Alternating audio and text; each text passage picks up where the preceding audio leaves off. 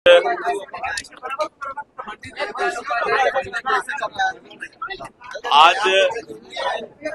पंडित दीनदयाल उपाध्याय जी की जयंती है और भारतीय जनता पार्टी कार्यालय में हम लोगों ने पंडित दीनदयाल जी के मूर्ति पर श्रद्धा सुमन अर्पित किया है। पंडित दीनदयाल उपाध्याय जी भारतीय जनता पार्टी और जनसंघ के संस्थापक और इसको सींचने वाले, जिन्होंने इस पार्टी के इस विचारधारा की बुनियाद रखी है जनसंघ काल से। और आज हम पंडित दीनदयाल उपाध्याय जी के बताए हुए रास्ते पर चल रहे हैं।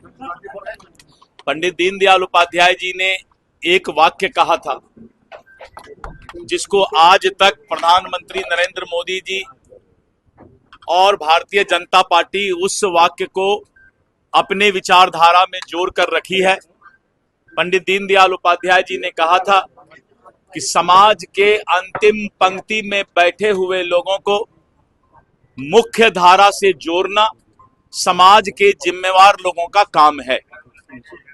यानी जो भी व्यक्ति समाज के मुख्य धारा में आर्थिक रूप से, सामाजिक रूप से नहीं जुड़ पाए हैं, सभी को जीने का हक है और सभी को मुख्य धारा से जोड़ना, चाहे वो राजनीतिक दल हो, चाहे समाज के जितने भी जिम्मेवार लोग हों, सबकी जिम्मेवारी है कि सबका साथ और सबका विकास हो।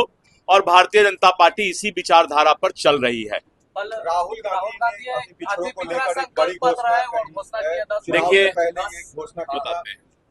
आजादी के 70-80 साल बाद जो है, राहुल गांधी ने CWC का आयोजन पटना में किया, तो 70-80 साल से उनको बिहार का याद नहीं आया, बिहार का पिछड़ा याद नहीं आया, बिहार का अति पिछड़ा याद नहीं आया। इसीलिए बिहार के लोग जानते हैं कि कांग्रेस इलेक्शन के समय में इसी तरह का झूठा वादा और नाटकबाजी करने का काम करता है, समाज को बरगलाने का काम करता है। अगर राहुल गांधी या कांग्रेस को पिछड़ा, अति पिछड़ा और हमारे दलित समाज भाइयों का जो इस तरह का जो आज सिगुफा छोड़ रहे हैं, आजादी से लेके 70-80 साल तक ये कहां चले गए थे। इनका भारतीय जनता पार्टी और एनडीए गठबंधन एक एक पिछड़ा, अति पिछड़ा समाज को, दलित समाज को जो है समाज के मुख्य धारा से जोड़ने का काम कर रही है।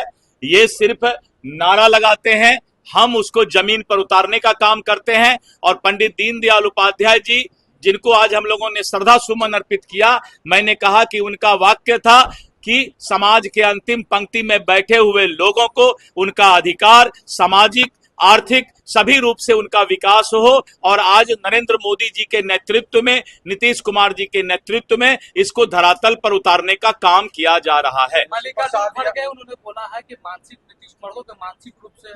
अब खड़गे जी का क्या है स्थिति, मैं माइक पर बोलना नहीं चाहता। जब कुर्सी पर आदमी नहीं रहता है तो क्या बोलते हैं। बिहार में ही बोले थे ना पिछली बार कि जिसको जाना है जाओ, हम खाली कुर्सी पर भाषण देंगे। तो सोच सकते हैं, कम से कम इतना खराब तो किसी की स्थिति नहीं है। सर, तेजस्वी प्रसाद, मैंने कहा ना कि इनको चुनाव के वक्त ये सब चीज याद आता है। सर, तेजस्वी यादव को आज महिलाओं से संवाद कर रहे थे।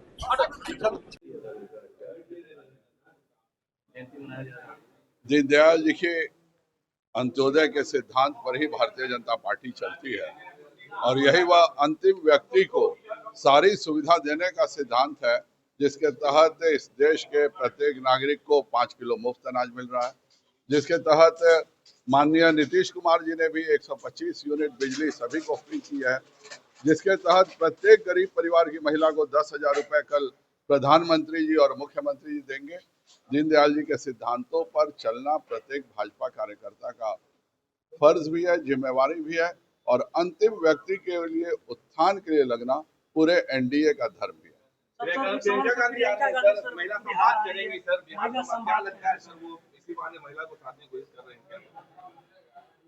टहलने आए, घूमे फिरे, बिहार बहुत तरक्की कर गया, मुझको पूरा विश्वास है।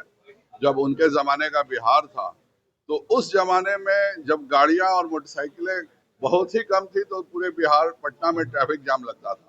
आज जब वो आएंगी और इतना अच्छा फ्लाईओवर युक्त और इतने ज्यादा सुविधाओं से युक्त बिहार देखेंगे तो उनको भी अच्छा लगेगा। मुझे पूरा विश्वास है उन्हें बापू सभागार जरूर जाना चाहिए, जहां नीतीश कुमार जी ने देश का सबसे बड़ा इंडोर ऑडिटोरियम बनाया है। वहां जाकर के वह नीतीश जी की तरक्की देखें, पटना म्यूजियम भी घूमें। बिहार बहुत अच्छा पर्यटन का स्थल है। अभी वो आए हैं तो एक दिन के लिए जरूर पटना घूम करके ही उनको जाना चाहिए।